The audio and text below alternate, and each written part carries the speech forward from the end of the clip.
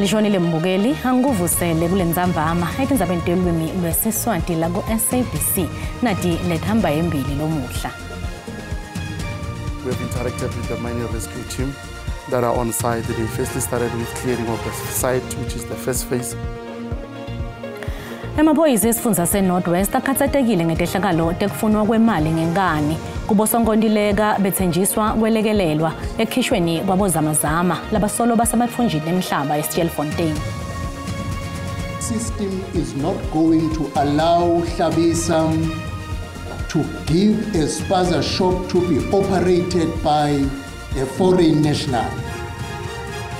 Uhulumende usatawutsatsa sinqumo sekuthi atsalule nobe angatsaluli isifo lesibangelwa kudla lokungashevu njengenhlekelele yavelonke. These charges relate to the war crimes committed by Israel and Hamas in the Middle East in Gaza. Inkantolo yakamhlaba ikhiphe incwadzi legunyata kuboshwa kwebaholi base-Israel Benjamin Netanyahu kanye naYoav Gallant.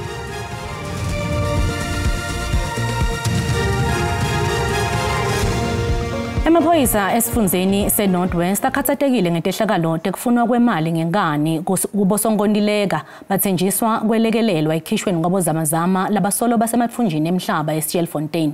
Bosonkontileka sebavele bakanekekise kulendzawo kungakacali luhlelo lwesibili lwekubahlenga lekulindeleke ukuthi lucale kusasa. Lolu hlelo lwesibili lutawuveta ukuthi bangaki bozamazama labatawutakulwa kusukela ngemsombuluko. Lokhulumela emaphoyisa esifundza Brigadier Sabata Mokhwabane ukhulume kabanti ngalesimo. We have interacted with the mining rescue team that are on site. They firstly started with clearing of the site, which is the first phase of the operations, because the rocks that are found next to the shaft, they can also be dangerous. So they needed first, as part of the risk assessment, that their report informed that they first needed to clear the site so that they can be able to start with the second phase of the operation. The second phase of the operation shall entail the processes where we are sending the machinery beneath the ground so that the machinery can confirm the information that we are getting. Inkantolo lephakeme lehleti ePitoli ilalele sicelo senhlangano lebuke kusebenta kwemtsetfosisekelo lesithi kunekunyatselwa kwemalungelo eluntfu emayini eStjelfontein side bufakazi lobucinile. Loku kulandzela ukuthi tinhlangano tahulumende tingavumelani nesicelo salenhlangano lesifake enkantolo lephakeme sekuthi-ke bozamazama labavaleleke ngaphansi kwemhlaba kule mayini bavunyelwe ukuthi baphume futhi kungabi khona baphathi labatawungena kule mayini. Atiphendvulela ngembi kwenkantolo lephakeme eGauteng lomuhla, Yasmin Omar lomele inhlangano lefake sikhalo uthi tiphimiselo letentiwe indvuna ehhovisini lamengameli Khumbudzo Ntshavheni tihlukubeta emalungelo eluntfu. Clearly, this is an instance where we must remind government that Black Lives Matter, that people must be protected, that we are not going back to the cruelties experienced in the past. And as soon as government slips, it is the job of people like the applicant to come forward and bring this to the attention of our courts so that government can be put in order and that our people can be protected. Ummeli wemaphoyisa nelitiko letemcebo waphasi nemandla uticitsile tinsolo letithi labo zamazama bavalelekile.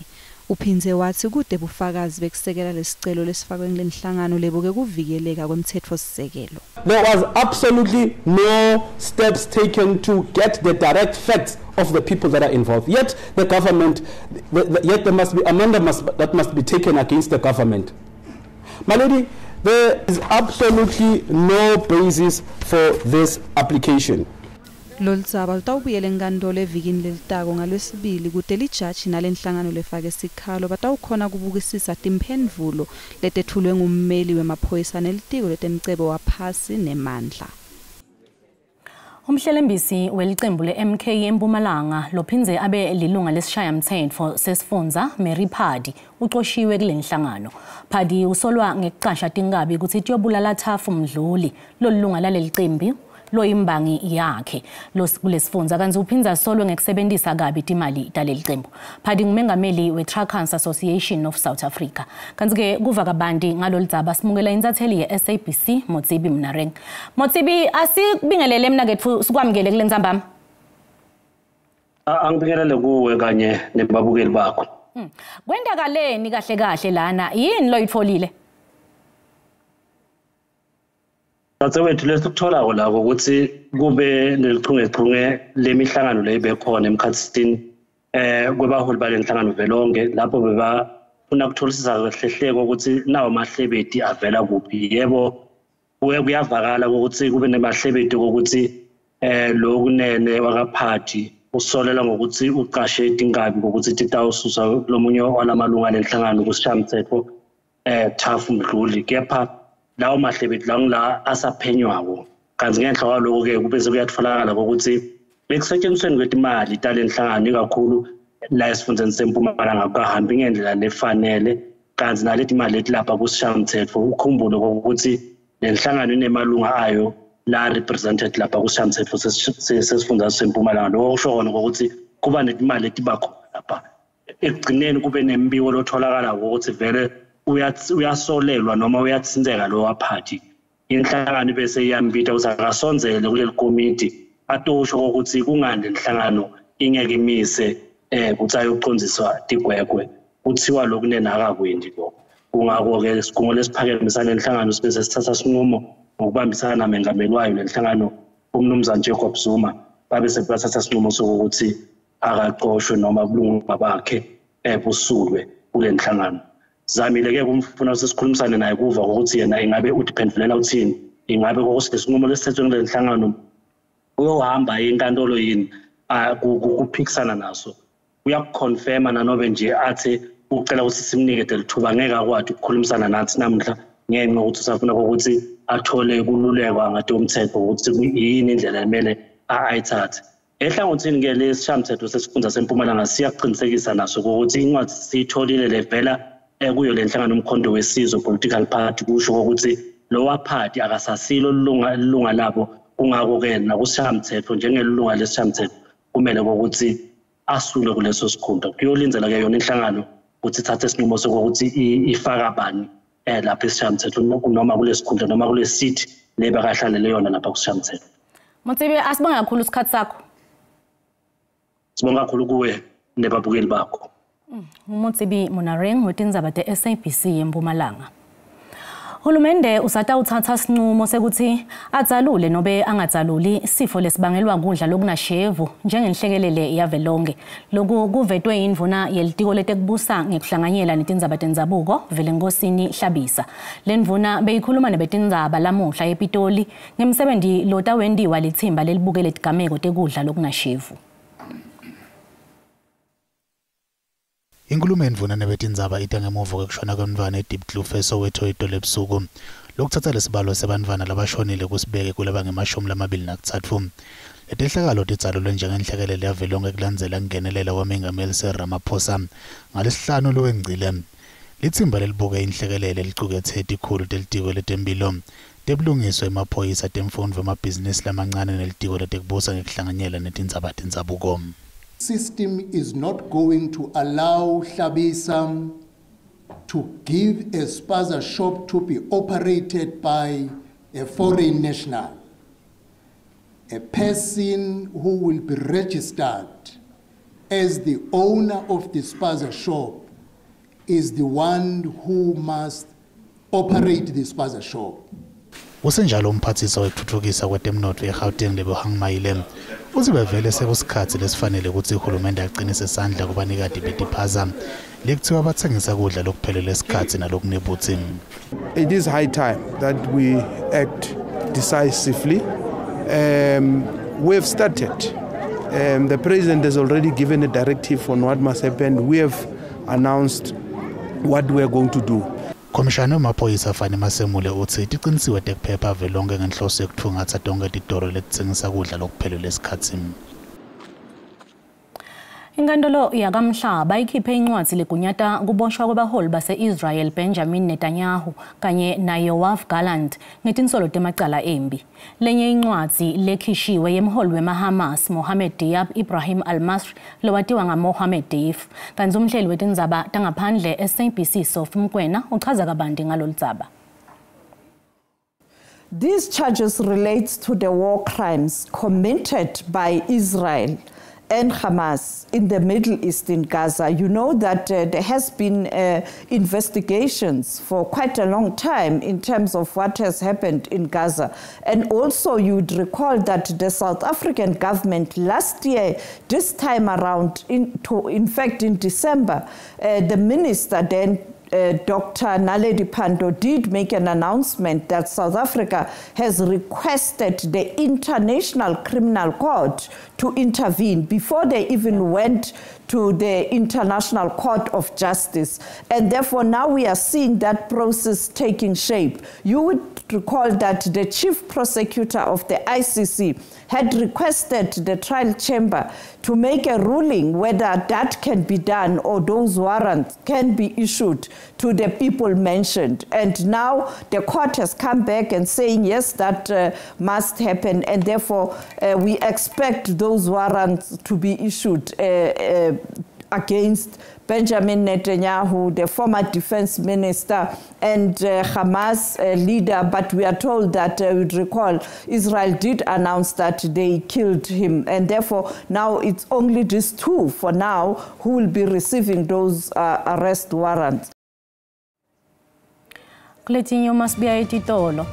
Indvuna yetagesi Dr. Hosiyensu Ramaphosa ithi batasilula sikhansi sekusebenta kwe-Eskom.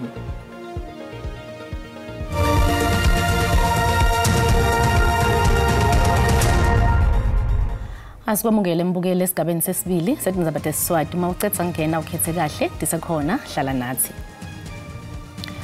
Indvuna yetagesi Dr. Hosiyensu Ramaphosa ithi batasilula sikhathi sekusebenta kwe-Eskom njengobe sekutovalwa ngensimbi yesikhombisa ebusuku kuze kushaye lilanga lekugcina ngelisonto. Namuhla ke kuvele umbiko lothi kukhona umuntu loshonile abambeli layini eSoweto. Namhlanje mbukeli wendaba ze-SABC kwenzeke isigameko njengoba kuqubuke imbiko yokuthi kugcine kushona umuntu obebambe ulayini ngenxa yokuthi ke ubengayidlile imishanguzo yakhe. Lo muntu oshonile kuthiwa ubezama ngayo yonke indlela ukuthi amelane nomnqamulajuqu wangesonto. Ngiyasukuma ke mina ngisakhipha amanzi lapha. Kusemnyama leso sikhathi. Mangiphenduka ngibuya nangisowile phansi.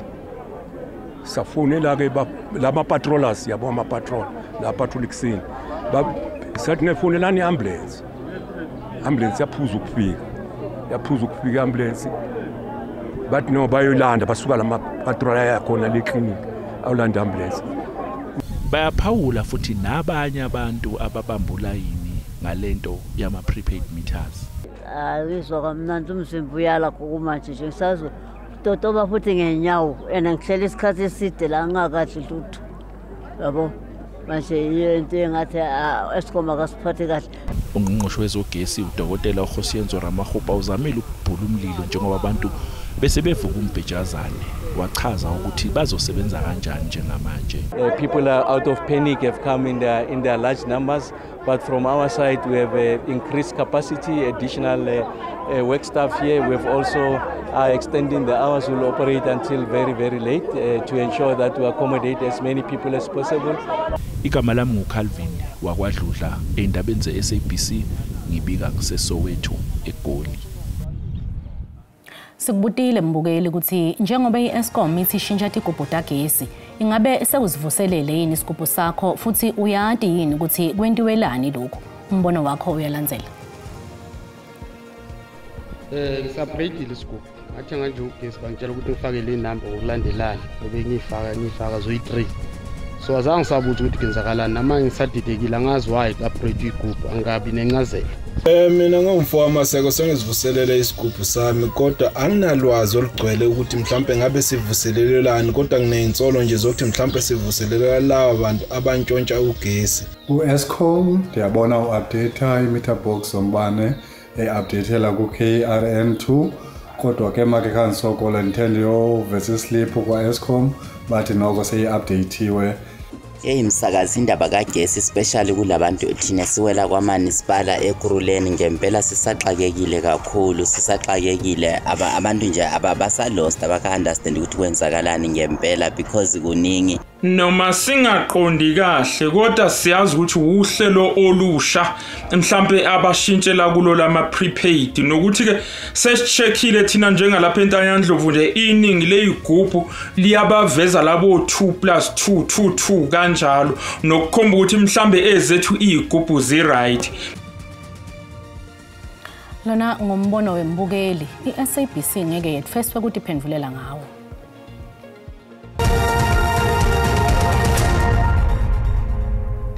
Likomidi lelibhange ngodla lelibuke tetimali lehlise linani lemali mboleko nga 25 basis points lelikubeke ku 7.75% kusuka ku 8.25%. Linani lemali mboleko ngilo leliveta ukuthi kufute libhange ngodla libolekise emabhange imali lenganani. Itolo ke Stats SA simemetele ukuthi kube nekwehla emandleni emali kusuka ku 3.8% enyangeni yenyoni yaya ku 2.8% kulenyanga lephelile kuwo lomnyaka losetulu.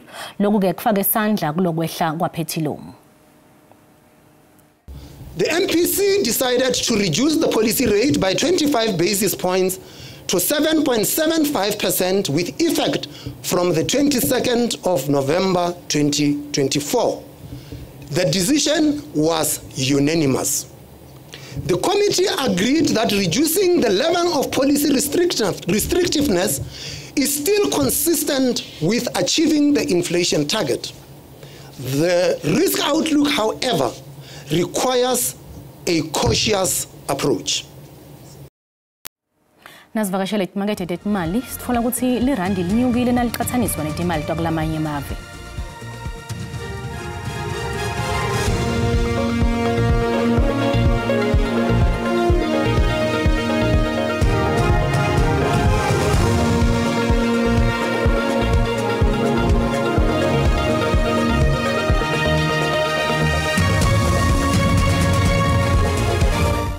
Ngawongeta lomuhla tikhona telwimi lesixhosa uma kubumbana insimbi yesikhombisa kuyo lenkundla.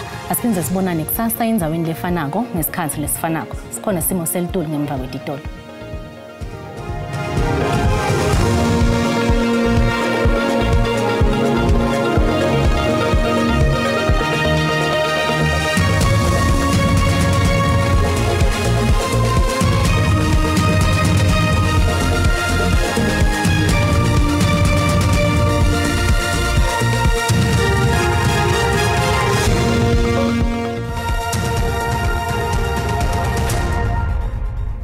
Ngedela shona lingena nzabatalo kanjalo ngedela shona lingenaso Simo Selituli sibuka kakhulu ke ku Rebecca kanti ke masibuka sithombe sethu kusihla namuhla akhombisa kuba mahle kakhulu mathuba emvula mabuya kakhulu kade esifundzeni ke la iKwaZulu Natal ukhuphukele ke la etulo esifundzeni kakhulu kade esifundzeni la eFree State njengoba lapha kuyeke la 60% kanti ke aku 30% ikakhulu kade mawuyimpunga live ngalo lomuhle njengoba mawubuka ke sifundza ke la eNorthern Cape kanti ke la elangeni la kusasa ngalo lomuhle sisekhona la mathuba emvula lapha kuyeke la 30% mawubuka ke la ikakhulu kade eCastle Live kanti ke incenye esifundza ke la iKwaZulu Natal incenye esifundza impumalanga kufika ngale ke la eLimpopo ngalo lomuhle likhombisa ke ngibhonya ngemafu ikakhulu kade eNtshonalanga neLive ngalo lomuhle sixwayiso lesivela kwa South African Weather Service likhombisa ke kuduma kakhulu kade tifunze lethe ligwini neLive ikakhulu sifunza ke la eEastern Cape nesifunza ke la eKwaZulu Natal ngalo lomuhle kanti ke naselangeni la kusasa sesekhona lesixwayiso lesivela kwa South African Weather Service njengoba likhombisa ke kuduma njengoba selinyukele ke la esifunzeni eKwaZulu Natal kanti ke ngahle ke kucubuka umlilo njengoba ubona la emandlelweni latsite abantu abacaphele ngendlela basebenzisa kakhulu umlilo kakhulu kade nasesifunzeni ke la eLimpopo ngalo lomuhle ngaleke la kubophulukwana kanti ke masibuka ke la emazinga ekushisa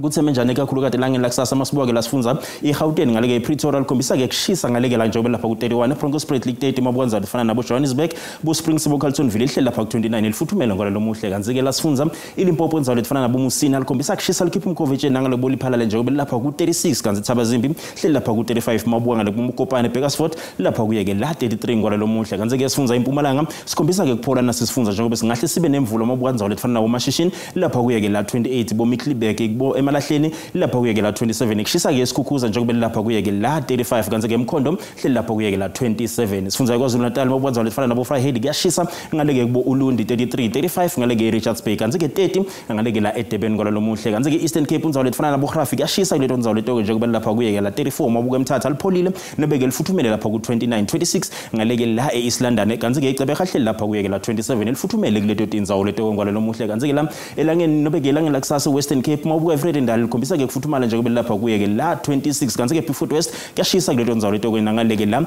kubo George nje kube lipholile lapha kuye ke la 24 nangale bo Muselbheki kanti ke la eCape Town lapha kuye ke la 21 kanti ke Northern Cape ngalo muhle Springbok likhombisa ke kufuthumala lishisa ke Uppington njengoba lapha kuye ke la 37 nakuBuchanavon kanti ke eKruman hleli lapha kuye ke la 32 ngalo muhle 34 lapha ke eDR kanti ke sifunza iFree State inzawo lefana nabo Bothaville likhombisa ke kushisa kuleto nzawo leto ke njengoba lapha kuye ke la 30 lipholile ke la iSasol nabe ke lifuthumele iSasolburg lapha kuye ke la 29 eKroonstad ihleli lapha kuye ke la 32 ngalo muhle kanti ke la sifunza iNorthwest mabuka nzawo lefana ke la nabo Tosca likhombisa ke kushisa mabuya kakhulukati bo Rustenburg kwehlelo bo Potchefstroom lapha kuye ke la 31 ngalo muhle Klerksdorp nakhona likhombisa ke kushisa njengoba lesifunza sinemvula mabuka nzawo lefana nabo Lichtenburg lapha kuye la 29 likhombisa ke kufuthumala kulelo nzawo leto kubo Ottosdal wehlele la kubo Randstad njengoba lapha kuye ke la 29 kwalo muhle kungakube ngikuphathele kona busuku abube ngilobuhle.